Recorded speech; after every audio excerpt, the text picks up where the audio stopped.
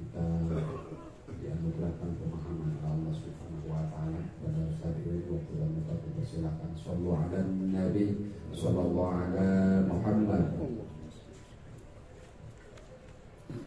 Bismillahirrahmanirrahim. Assalamualaikum warahmatullahi wabarakatuh.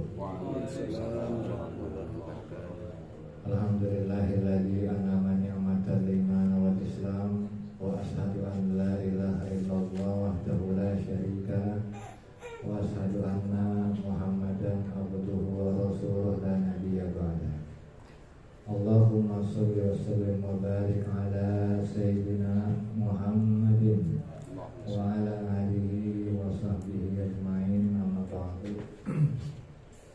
Allahumma rabbi shrah li sadri wa yassir li amri wahlul 'uqdatam min lisani yafqahu qawli. Allahumma arinal haqqa haqqan warzuqna ittiba'ah wa arinal batila batila warzuqna ijtinabah. Alhamdulillah, puji beserta syukur marilah sama-sama kita panjatkan kehadirat Allah Subhanahu wa taala yang telah memberikan kepada kita nikmat sehat, nikmat hidayah dan taufiknya sehingga kita bisa kembali hadir dalam rangka mengkaji, mentadabburi isi daripada kandungan Al-Qur'anul Karim yang insyaallah akan kita bahas, yaitu surah Al-Imran ayat ke-159. Dan begitu juga salam beserta salam tidak lupa marilah kita lipat curahkan kepada Nabi kita Muhammad Sallallahu Alaihi Wasallam. Para bapak yang saya hormati dan mudah-mudahan Allah memuliakan. Di ayat ke-159 ini Allah Subhanahu wa taala berfirman, A'udzu billahi minasyaitonir rajim.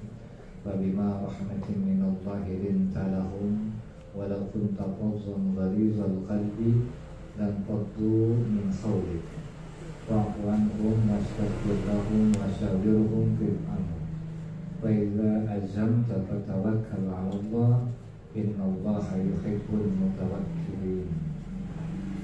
Fabima rahmatin minallahi linta lahum, karena sebab rahmat Allah, minallah dari Allah, lintalahum kamu Muhammad bisa berlaku lemah lembut.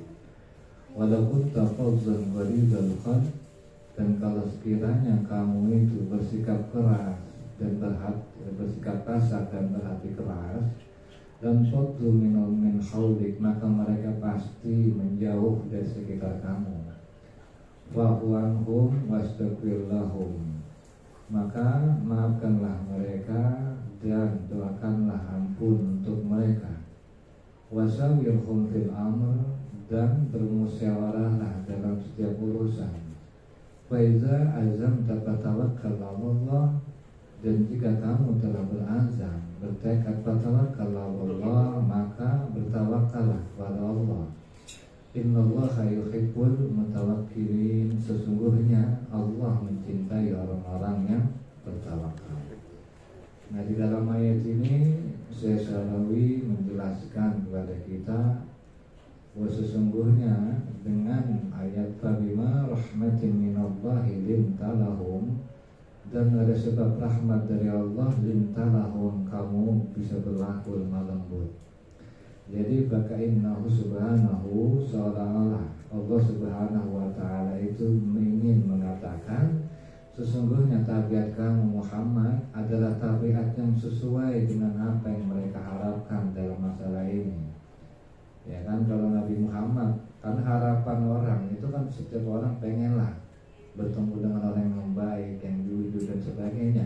Nah, sifat-sifat Nabi atau sikap-sikap Nabi itu sikap yang diharapkan oleh kebanyakan orang. Orang berharap bisa ketemu orang kayak Nabi, orang berharap bisa dekat sama orang kayak Nabi. Akan tetapi apa? Ketika kamu mengatakan ilayya ibadullah,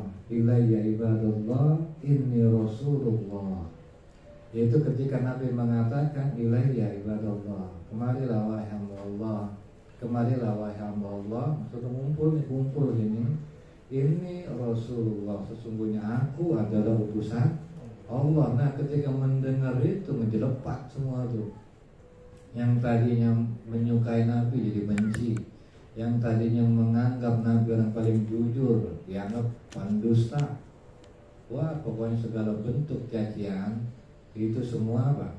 Diterima oleh Nabi Muhammad oleh sebab perkataan ini Rasulullah, sesungguhnya aku adalah utusan Allah, begitu. Nah, padahal secara sikap Nabi Muhammad sudah sesuai banget dengan apa yang mereka harapkan. Dan juga ayat ini Pak merupakan pujian sebenarnya kepada Nabi Muhammad tentang apa? Tentang sifat atau sikap daripada Nabi Muhammad, diantaranya yang tadi saya sebutkan, lintalahum, berlaku lemah lembut walaupun tafawdun ghalidul qalb, dan kalau sekiranya kamu berlaku kasar dan berhati keras, lan faddu minallah, pasti mereka akan menjauh dari kamu. Artinya Nabi Muhammad itu sikapnya nggak kasar, hatinya juga nggak keras, dan ini merupakan bentuk pujian. Dan juga yang namanya sikap lemah lembutnya Nabi, sikap lembut hatinya Nabi, tidak kasar perbuatan Nabi, itu murni Pak, merupakan rahmat dari Allah. Nah, kenapa Allah memberikan demikian? Ya karena memang Nabi dipersiapkan sebagai utusan Allah. Dengan namanya Allah, ketika mengutus seseorang menjadi utusannya, Allah sudah mempersiapkan matang-matang apa yang diperlukan, apa yang nanti dibutuhkan oleh utusannya. Salah satunya Nabi diutus atau dilahirkan di tanah Arab atau di Jazirah Arab. Nah ini kan mengandung hikmah, mengandung alasan kenapa kok Nabi diturunkan di Jazirah Arab, kenapa nggak di Indonesia, kenapa nggak di Irak, kenapa nggak di tempat-tempat lain, kenapa harus di Jazirah Arab. Nah ternyata tentang rahasia kenapa Nabi Muhammad ya kan dilahirkan di Jazirah Arab atau diutus di Jazirah Arab, ini banyak mengandung hikmah. Diantaranya Pak yang perlu kita sama-sama ketahui, bahwa Nabi Muhammad itu Pak lahir di tengah apa? Di tengah dunia itu ketika itu dikuasai oleh dua negara adidaya, yaitu apa? Persia dan Romawi. Itu dua negara adidaya zaman dulu. Kalau kita zaman sekarang Rusia Amerika lah sebutlah begitu. Kalau dulu di zaman Nabi itu Persia Romawi. Lalu juga disusul dengan negara yang besar juga, walaupun belum nggak bisa dikatakan adidaya, yaitu disusul dengan India dan Yunani. Nah, kita berbicara satu-satu. Yang pertama, dikatakan negara adidaya itu adalah Persia. Nah, Persia ini Pak adalah merupakan ladang subur berbagai hayalan, berbagai hurufat keagamaan. Di antaranya di Persia itu ada agama yang namanya Zoroaster, yang mana agama ini Pak itu mengutamakan pernikahan saudara. Kalau misalnya ibu punya anak laki, kawin sama anak lakinya. Kalau misalnya kita punya saudara perempuan, kawin sama adik kita atau mompok kita. Dan bahkan rajanya ketika itu kawin sama anak perempuannya. Ini aliran atau agama Zoroaster yang ada di Persia. Dan bukan cuma Zoroaster, ada juga Majdakiyah. Agama yang ada di Persia itu apa? Agama yang menjadikan harta wanita itu sebagai serikat, dalam arti bisa berbagi. Jadi dia punya bini, punya perempuan bisa bagi, bukan cuma lu doang, siapa juga boleh itu pakai harta begitu juga. Pokoknya kalau dibilang ini udah puncak kebejatan itu, kalau dibilang Persia udah parah. Gitu. Kalau kita kan nganggapnya apa? Karena Arab dulu brengsek, pada brengsek ada yang lebih brengsek dari Arab. Persia itu bagaimana nggak brengsek? Dengan ajaran yang membolehkan menikah atau mengutamakan menikah saudara, begitu itu Persia. Dan ada juga Romawi. Romawi adalah apa? Negara yang memang dia dengan semangat membangun namanya kolonialisme atau penjajahan dengan mengandalkan kekuatan militer Pak. Jadi dia memiliki kekuatan militer yang tujuannya apa? Untuk mengembangkan agama mereka, agama Kristen, untuk menjajah orang yang diperangin, ya kan, diambil apanya, harta-hartanya. Itu apa? Ketika itu kekuatan militer dikuasai oleh Romawi gitu. Kalau dibilang sekali lagi, wah karena dulu Arab bejat, ini lebih bejat orang inilah Romawi.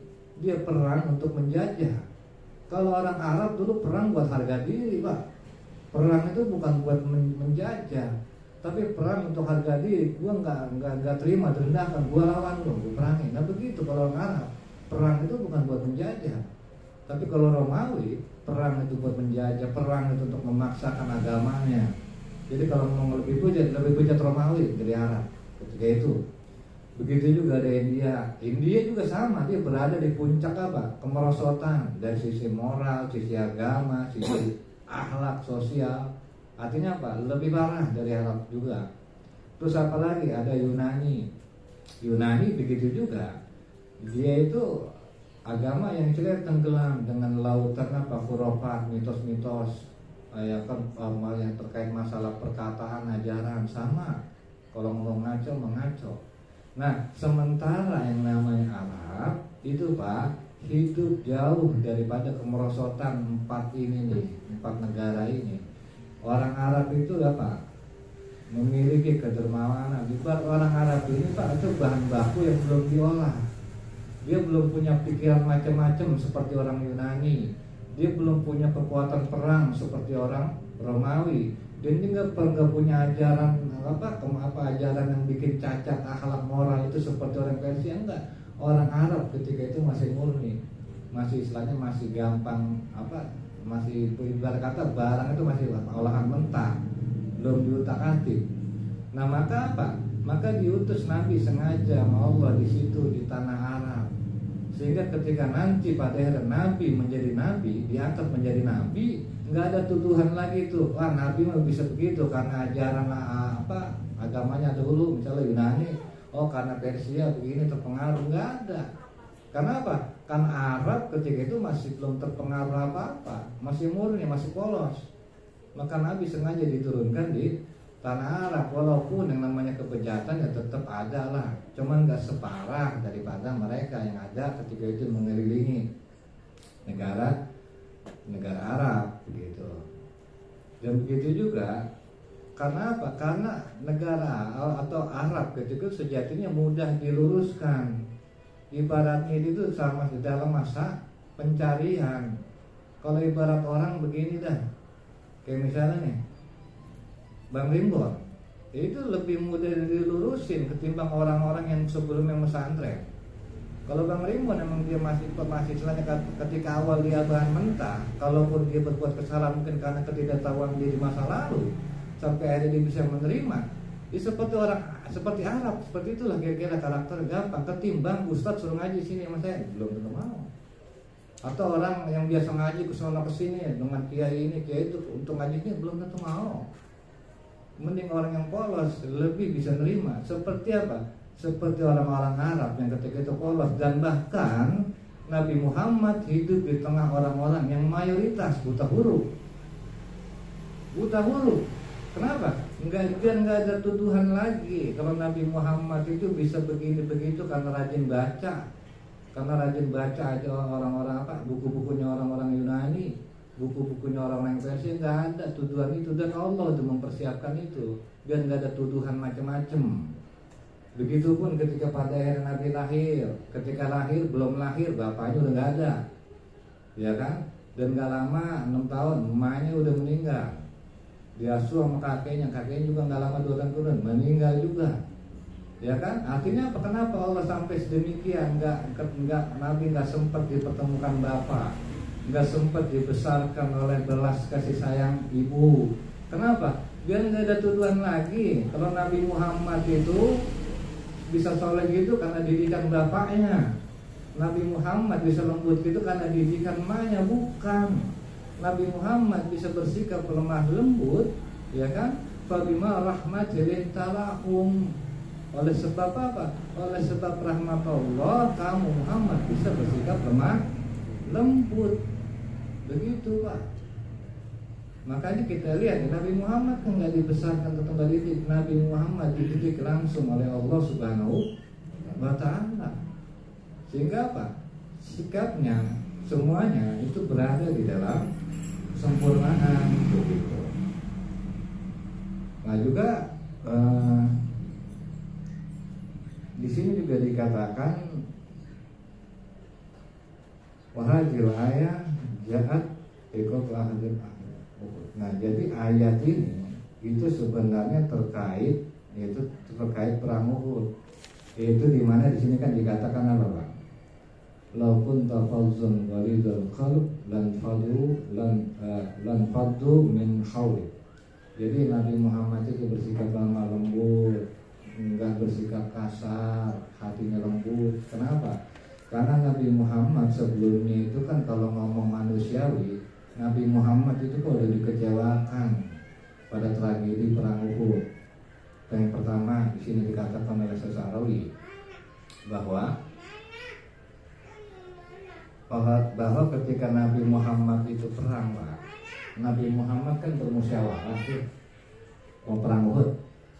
Nah Nabi Muhammad, kalau Nabi Muhammad udah kita mah pengennya di ini aja deh, di Madinah aja, nggak usah keluar, ya kan begitu. Begitu juga Abdullah bin Ubay bin Salul sependapat pengennya dari Madinah aja kita tunggu. Nah tetapi generasi muda atau orang-orang muda itu pengennya apa? Udah kita keluar aja. Ngapain kita di kandang, kita samperin aja. Di mana? Di Uhud misalkan.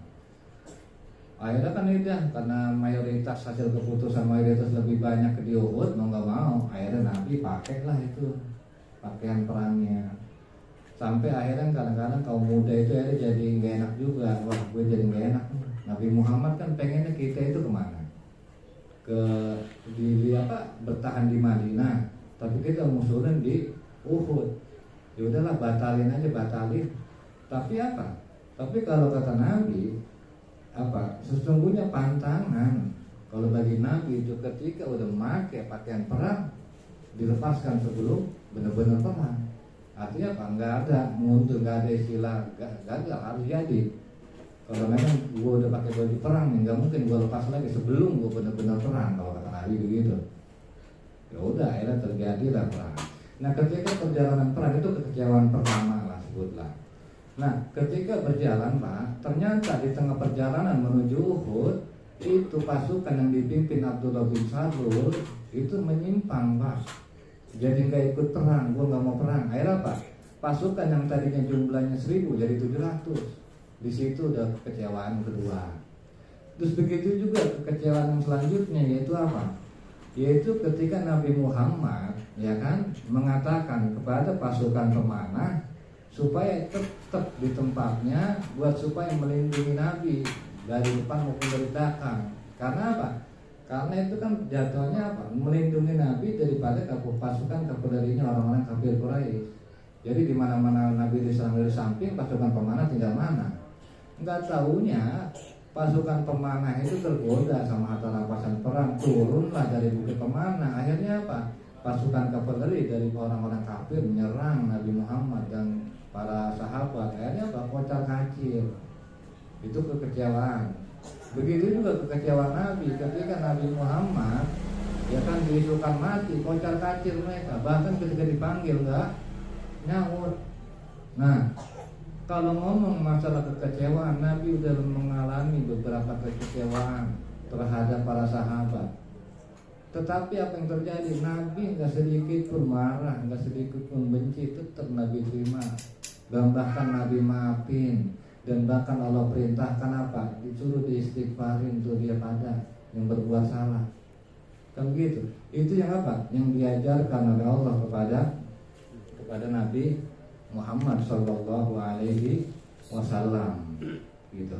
Yaitu bersikap lemah lembut. Makanya Pak, di dalam tafsir ini Syahrani juga menjelaskan, yaitu terkait tentang bagaimana pentingnya bersikap lemah lembut dalam ucapan maupun dalam sikap, gitu. Kenapa Pak? Karena Allah Subhanahu Wa Taala aja ketika memerintahkan Musa dan Harun menasehati Fir'aun, tetap diperintahkan datengin, nasihatin dengan apa? Qaulan layyina, dengan ucapan yang lemah lembut.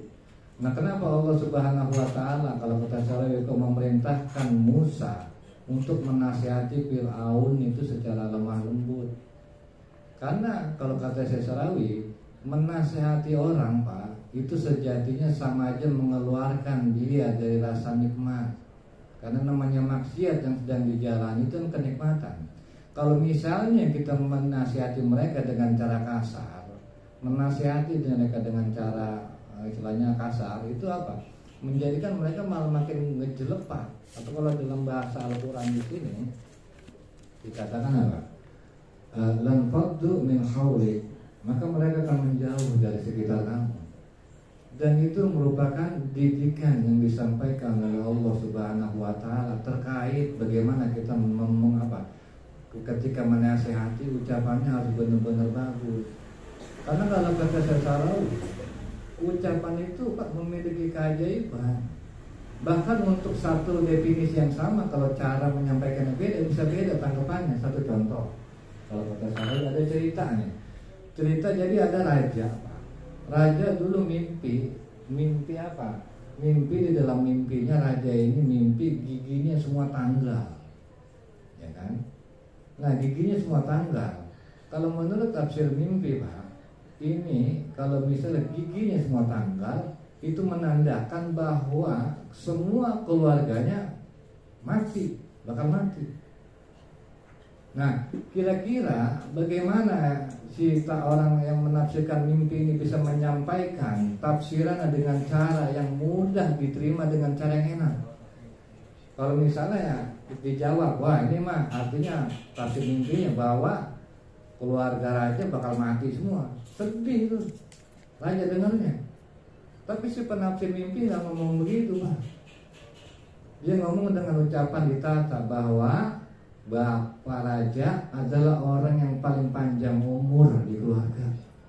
Tuh, maknanya sama.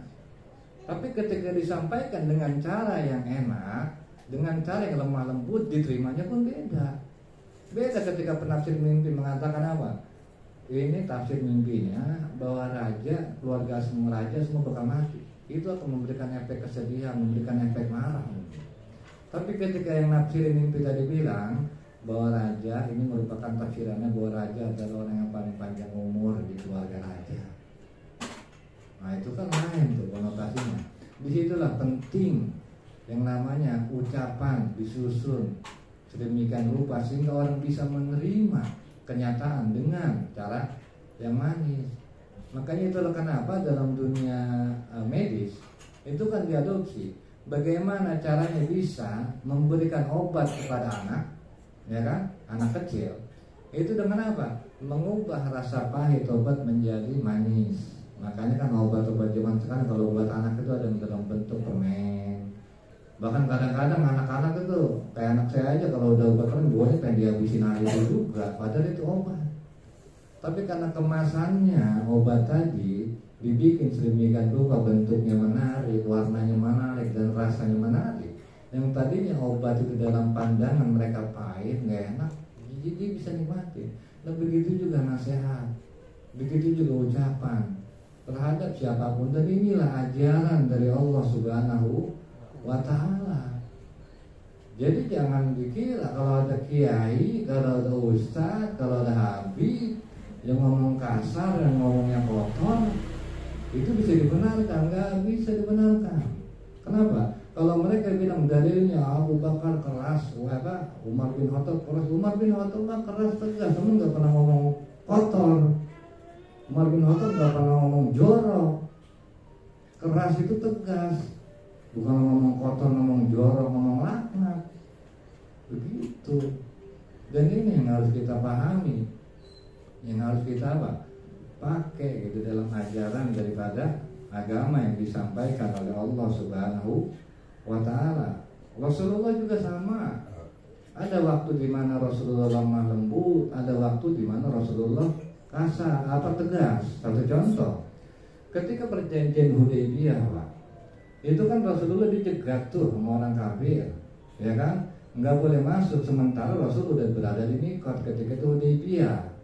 Otomatis kan gagal tuh, gagal haji. Nah kalau misalnya kita udah di mikot gagal haji, udah kena dam itu, denda, mau nggak mau, ya kan?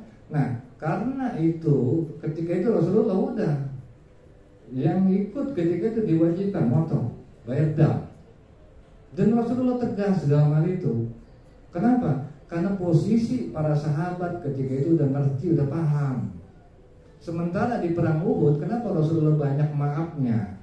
Kenapa Rasulullah banyak memakluminya? Kenapa? Karena itu adalah masa pendidikan. Masa di mana Rasulullah mengajarkan, begini loh akibatnya kalau lu nggak dengerin omongan gua. Begini loh akibatnya kalau lu nggak nurutin apa perintah Allah. Ya kan? Kenapa dimaafin? Karena ketika itu masih masa pendidikan. Tapi ketika ada perjanjian Hudaybiyah udah mendekati umat Islam menguasai Mekah, Rasul tegas. Gitu sikapnya, nggak ada istilahnya lemah dalam arti nggak tegas begitu. Begitu juga Abu Bakar, walaupun dia terkenal lemah lembut, tapi ketika dia memimpin, ketika ada orang yang menolak membayar zakat, diperangin, gitu, diperangin, dan itu merupakan ketegasan. Tapi apapun bentuk sekali lagi ketegasan para sahabat, ketegasan Rasulullah, para sahabat maupun Rasulullah nggak pernah ngomong kasar, nggak pernah ngomong jorok, nggak pernah ngomong kotor. Tapi apa? Yang ada adalah bentuk ketegasannya para sahabat. Dan juga lanjutan ayat.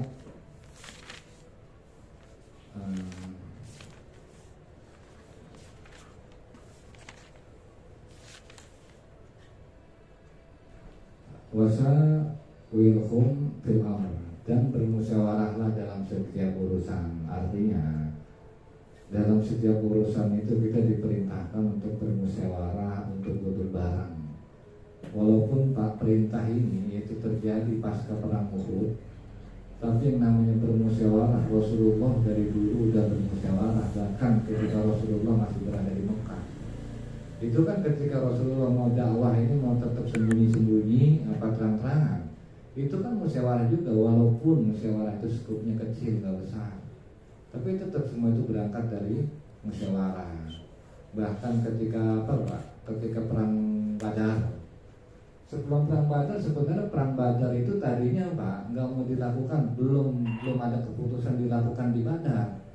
Cuman ketika itu sahabat nanya ke Rasulullah, ya Rasulullah, ini perang di sini apakah murni berdasarkan ide kamu apa berdasarkan wahyu? Kan begitu.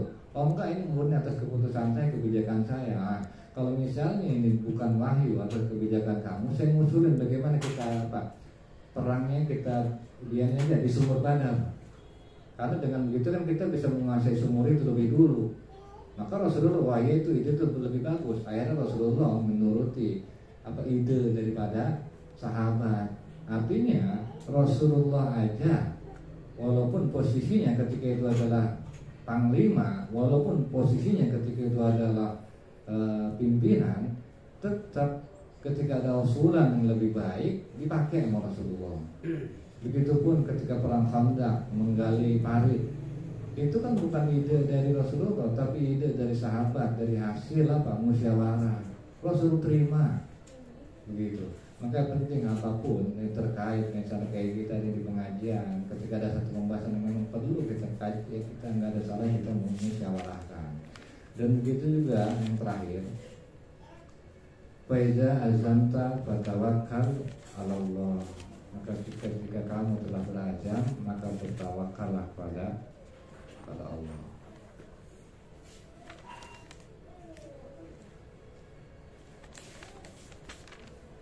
Nah, jadi terkait ayat ini, faidatul iman yaitu faiza azam tawakallah Allah, dan jika kamu telah berazam maka bertawakallah pada Allah. Kalau kata Syarawi, hadhihi faidatul iman, ini merupakan faidah daripada iman. Wal faidatul iman, dan faidah dari iman itu sesungguhnya apa? Innal jawarih ta'ammul, sesungguhnya anggota tubuh kita ini bekerja. Wal qulubu tawakkal, dan hati kita bertawakal. Jadi kalau kata Syarawi, sesungguhnya ini anggota tubuh kita yang bekerja, hati yang bertawakal, begitu.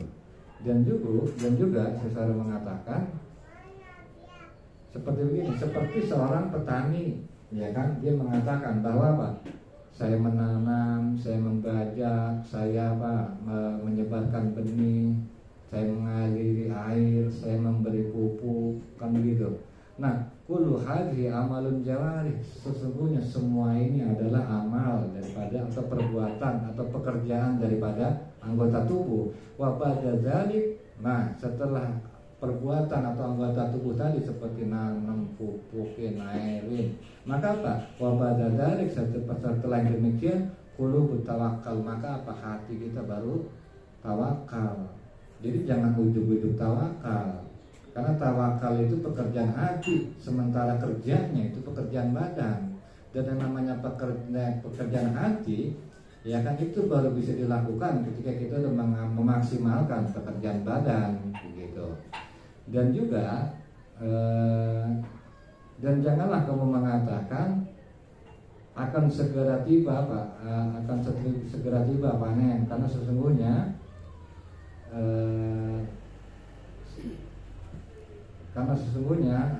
sebab-sebab itu nggak ada yang lebih tinggi dari sebab-sebab tadi kecuali apa? Allah, yaitu sang musabab yang menetapkan sebab-sebab tadi. Maka apa? Maka anggota tubuh itu bekerja dan hati kita itu bertawakal. Dan ini adalah faedah keimanan, karena sesungguhnya kita itu beriman kepada Tuhan yang apa? Yang mutlak kekuasaannya. Nah, jadi kalau pekerjaan kita, kalau kata saya Sarawi, kalau anggota tubuh itu dibimbingnya sama sebab-sebab. Contoh, kalau misalnya pengen dapat duit ya kerja. Nah itu apa? Pekerjaan tubuh dididiknya sama sebab-sebab. Tapi kalau pekerjaan pekerjaan hati, ya kan? Setelah kita bekerja, maka dididiknya apa? Dididiknya sama Allah Subhanahu wa taala, dituntunnya.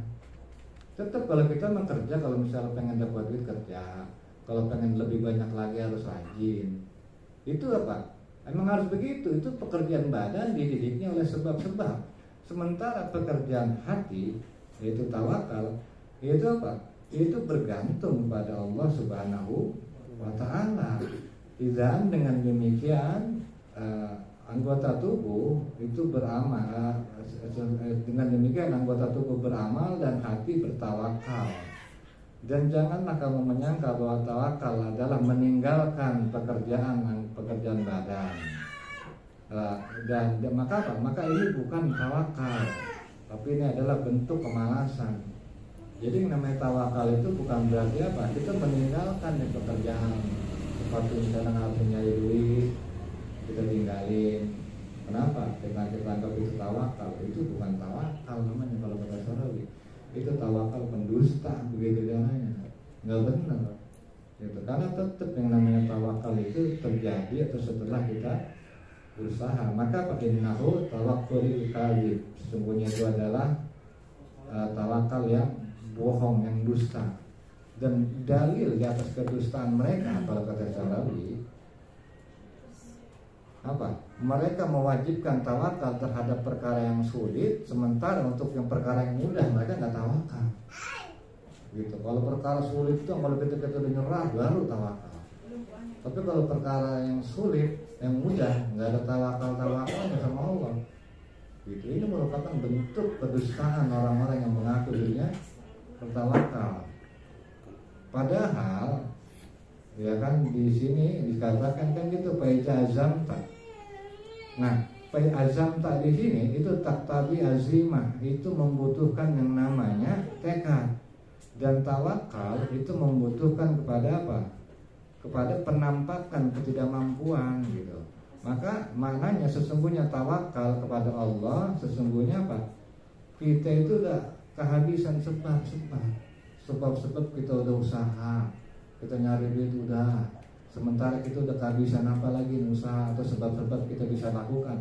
Nah baru lah tawakal di situ. Kalau masih ada sebab-sebab, masih ada cara-cara yang lain, ya kan ini ditempuh dulu. Ketika udah ditempuh, udah maksimal dan kita nggak memiliki sebab-sebab lain, nah ketika itu barulah tawakal. Makanya kan ada sahabat kita ketika dia bertawakal dia diikat dulu itu tunggangannya baru tawakal. Artinya apa? Dia ketika udah mentok sudah sebab-sebab itu udah nggak mungkin dilakukan, maka barulah ketika itu kita bertawakal pada Allah Subhanahu wa taala. kehidupan sehari-hari kita sering mendengar kan, man yaqul, orang yang berkata, ana wakaltu fulanan, sesungguhnya aku mewakilkan masalah ini kepada fulan. Ai innani la aqdiru ala hadzal umur wakaltu fulanan. Artinya apa kaitan ini? Ini kayaknya untuk masalah ini saya wakilin ke bapak ini. Kenapa Pak kita bisa berkata demikian? Karena memang kita nggak sanggup, makanya kita wakilin. Nah begitupun terhadap Allah juga demikian. Terhadap permasalahan-permasalahan yang kita nggak tahu ke depannya bagaimana, ujungnya gimana. Maka apa? Maka jangan segan-segan kita bertawakal kepada Allah, menyerahkan urusan itu kepada Allah Subhanahu wa Ta'ala. Begitu.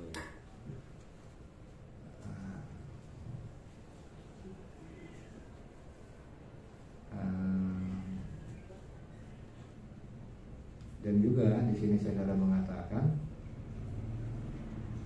perkadzalika, dengan demikian tawakkalul iman, yaitu tawakal keimanan, yaitu tawakkul ma'nahu, maknanya Pak taslimuka zamama umuraka ilal haq, yaitu apa? Menyerahkannya kita, yaitu kamu menyerahkan kendali urusan kamu kepada Allah Subhanahu wa Ta'ala, gitu, kepada Allah Subhanahu wa Ta'ala yang istilahnya yang tahu cara mengolahnya, yang tahu cara menyelesaikan masalahnya, begitu. Dan juga di sini dan juga saya mengatakan i'mal ya Rabb, ya Allah berbuatlah untukku sesuatu. Karena apa? Karena sesungguhnya juga dikatakan di surah Al-Fatihah, innal insana yad'u qailan, sesungguhnya manusia itu kan kalau di dalam surah Al-Fatihah bilang apa? Iyyaka na'budu wa iyyaka nasta'in. Dan makna daripada nasta'in ay natlubu minka ma'unah allati tumkinu bihal amal, yaitu apa? Kita meminta kepada Engkau agar kita bisa menguasai pekerjaan itu. Nah itu kan makna daripada nasta'in itu, meminta kepada Allah supaya kita bisa melakukan pekerjaan tersebut, bisa dikasih kekuatan melakukan pekerjaan tersebut, gitu. Dan itu merupakan bentuk tawakal kita pada Allah Subhanahu wa Ta'ala. Mungkin saja insyaallah nanti akan sedikit dibahas oleh saudara pada dosen silakan. Assalamualaikum warahmatullahi wabarakatuh.